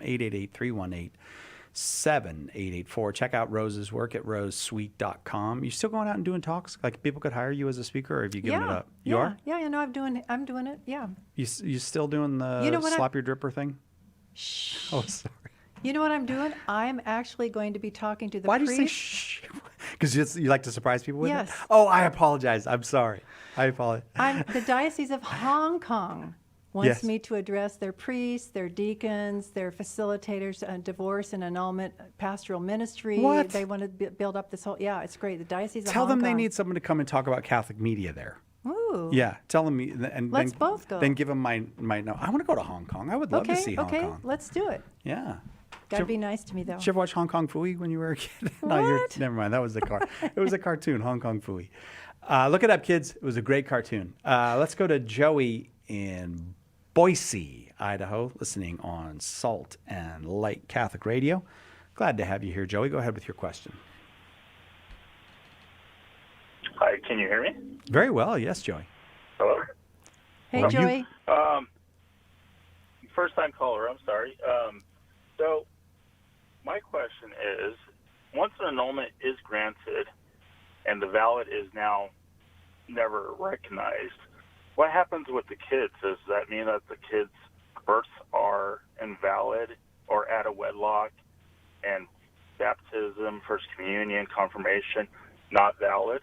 Okay, this Joey, you were listening because and this is like a natural question that flows from what I asked you, and I never followed it up. So I'm glad Joey did this. Because what you're saying in an annulment is not we're breaking a marriage bond. We're saying no marriage bond existed. So that naturally leads to Joey's question, like, okay, now you've got kids. What does that mean for the kids? Beautiful question. Let's clarify that. The civil marriage still existed, and the church does not deny that at all. The church understands the state is there for our protection as well, and to uphold the dignity of persons in the civil arena. So any children who are born in a civil marriage are, legitimate. Illegitimacy is a civil term. It's not in the language of the church. That's from, property rights and legality. So when somebody is granted an annulment, the church says, you had a civil bond, you have a legal bonds, you had social bonds, parental bonds, all those bonds, but you didn't have a valid marriage bond. But your civil marriage, we recognize that was there, and that your children are absolutely legitimate and very beloved. And we're glad they're in the church, and we're glad to give your children the sacraments, and we hope they flourish as Catholic men and women. Does that work for you, Joey? Does that make sense? That works. Just clarification, that's all. Yeah, it's a good one. Thank you. And it's really something I should have thought to ask, and I didn't, so I appreciate your help. Thank you, Joey.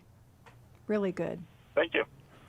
All right, more calls to go. Hong Kong Phooey was a dog who could do kung fu. He was on Saturday morning cartoons. Scatman Crothers did the voice. No, none of this is ringing a bell? No, I was Rags the Tiger and Rags the Tiger? Mr. Green Jeans. And oh, Mr. Green Jeans. Oh, yeah. So the Captain Kangaroo. Yeah. Wow. Well, you are old.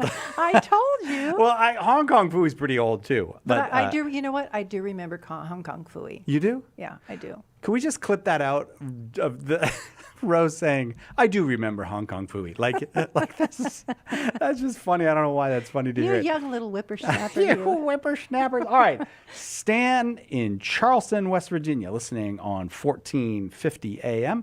We're glad you're here, Stan. Go ahead with your question. Yes. Can an annulment be appealed, if you have an adverse decision? And who would it be appealed to? Absolutely. It can be appealed to another diocese. It can be appealed in that same diocese, but sometimes it has to be on different grounds. And you can call your tribunal and find out the particulars. But so let's say annulment was granted on the grounds of intention against fidelity. Somebody was having serial affairs, and you believe that that wasn't really grounds for annulment. You could appeal that, and you could also even open a new case for new grounds in the same diocese. There's lots of stuff that you can do at the local diocese or a neighboring diocese who works with the diocese where the annulment came from. And let me back up. Until recently, it was standard in a lot of places where when you got your annulment, it automatically went to the neighboring diocese tribunal to take a look at it, give another set of eyes, and affirm it. That's not the case now. St. Francis, Pope Francis changed that in 2015. So locally, there's a lot of appeal options. You can also go to Rome, but I would say avoid Rome like the plague, because there's, it does take, once it goes to Rome, it can take a long, long, long time there. So there's lots of reasons for that. But yes, a case can be appealed. Okay, Stan? If they do it to a adjoining diocese or whatever, another diocese, does one or both of the parties have to be a parishioner in the other diocese? No, not necessarily. Do they have to move or No, attend Mass in the other diocese? No, not at all. As a matter of fact, and let me just bring this up, when you're going to petition for annulment anyway, you may petition in the parish where you were both married, or the parish, the diocese where you were both married, or the diocese where you live now, or the diocese where she lives now, or the diocese where most of the witnesses live and most of the marriage took place. So there's 4 different dioceses that you can choose from just in the normal course of things. So, but you don't have to move, you don't have to do any of that stuff at all. The church is very accommodating to you in that. Thank you very much. Good question. All right. Thank you. God bless you. You too. Thank you, Stan. Thank you very much. All right, I'm just going to keep going. As long as people keep calling, I'll keep answering the great phones. I know a questions. lot of really good questions. Yeah. Some of them I should have thought of Well, me too. for hour 1, but I didn't think of them. Like, yeah, I know. I should have thought of some more of these. All right, Janine is next right here in San Diego. Hi, Janine. You got a question for Rose Sweet? I do. Thank you, Rose. I'm hopeful that you'll give me some good news. I'm wondering if there's any hope for getting an annulment in a situation where several very, very holy people, some in positions of ministry at my very, very, very, very good Catholic church, have recommended to me that I get an annulment. However, all of the potential witnesses are either deceased or unlocatable. What can be done in a situation like that? I mean, I can testify, but I literally know of no one else who has any information that would be helpful in obtaining an annulment. Wow. Okay, I run into this quite often. I help people. They come to me and hire me to walk them from beginning to end through the annulment process, and they also don't have witnesses. But 9 times out of 10, when I get deep into the weeds of their story and their history, you can find somebody who can be an effective witnesses. It's just the average person who's petitioning for annulment doesn't think in that vein. So that's what I like to. There is hope. Here's another thing. That one time I did an annulment for an elderly gentleman. He was 80. I'll never forget this. He didn't want to remarry, but he just wanted to get the annulment for closure. And I go, okay, but everybody, all the witnesses, they literally were dead. But here's the thing. I poked around and I thought, I got to find something. Anyway, he had kept a pile of letters, handwritten by his spouse, his former civil spouse, telling him in her handwriting, and she dated the letters, everything, you were never the man I wanted to marry. My mother forced me anyway, and you've been a disappointment all my life, and I shouldn't have married you. I didn't want to marry you. I felt pressured. I felt forced. And again, I'm paraphrasing all this. It was enough testimony that he could introduce these old handwritten letters dated and signed by his spouse, and he got the annulment. And that's a short version of it. But don't give up hope. Have somebody who's experienced help you get into the weeds, like I said, of your story and see what they can come up with. So how can I contact you for that very purpose? Okay, it's just go to rose@rosesweet.com is my website, and you can contact me there. Okay. I'm happy to help. I sure will. Okay, God Thank bless you so much. All right, thank you very much, Janine. I'm going to just read Nancy's because she couldn't stay on. Okay. All right, so this is Nancy in Cleveland. Probably listening on AM 1260, The Rock. Nancy said this: my marriage was annulled 50 years ago, and all I got was a letter in the mail, and I never participated with it. It felt like a slap in the face to be told that my 9.5-year marriage never existed. I left the Catholic Church after that. Should there be a limit to when you can seek an annulment? Oh, that breaks my heart. So it wasn't just 50 years ago. The same thing does happen here today, and this is one of my big gripes, is that you do get form letters, and they use canonical language, and people don't understand it, and it is cold, it's impersonal, and it's not pastoral at all. And there's a million questions. Look, we've tried to, there's a million more questions that people have about the annulment process. And so there needs to be something at the parish level, because the tribunal isn't equipped to handle this pastoral aspect, to sit with people, to listen to their story, to bring out the Kleenex, to answer their questions, to hold their hand and walk them through, and to let them be angry and, let them be who they are. It was a slap in your face. Nobody intended it, but it was for you to just get a form letter. And if that's how I was treated in somebody's home, I would walk out too. However, I would say, come back. We love you. We want you. I'm personally sad that happened to you and that you left. I would love to help you and talk to you and listen to you, and just be there for you. And I'm glad you called in, because Catholic Answers is the same way. Every day Catholic Answers is on the air to help people, to love people, to be there for people in their pain and their frustration and their anger. That's what apologetics is really all about, right, Si? Yes. So finally you agreed with me. Well, so you were making home. us sound good. Come home, Nancy. We love you and we want you back. Praise God. Yeah, Nancy. I wish that I wish there was some way to, and maybe bishops can do this, but I'm sure priests do it all the time, to reach the people who just got that hurt that drove them out of the church because somebody made it clear they didn't care about them. Well, and there's a lot of people, and I wish people would be, and maybe people hearing it will be careful about what they say to someone at church or how they treat someone, or because it's just so common that the person maybe leaves for 50 years like Nancy did. Right. But it at a certain level, it's very understandable, though. I'm not going to shame her for walking out the door when she was hurt. But sadly, nobody offered her all the beauty that we have in the church. Yeah. So. Yeah. God bless you, Nancy. Thanks everybody who called and submitted questions and helped us out with trying to answer every question we could think of about annulments, and clearly a lot of questions we couldn't think of.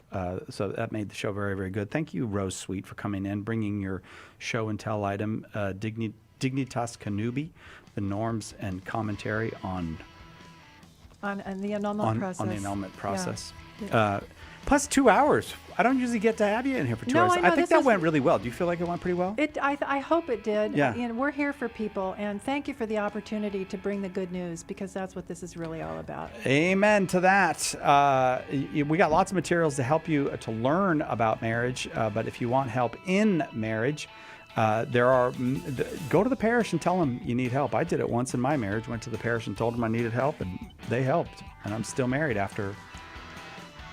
How many years is it, Rose? I don't know. It's 30 years. 30 years married this June. We were 30 years. Yeah. Yep. Thank you very much. And thank you, Rose Sweet. It's always great when you come. Thanks. Check out Rose's stuff at rosesweet.com. That'll do it for us. We'll see you next time, God willing, right here on Catholic Answers Live.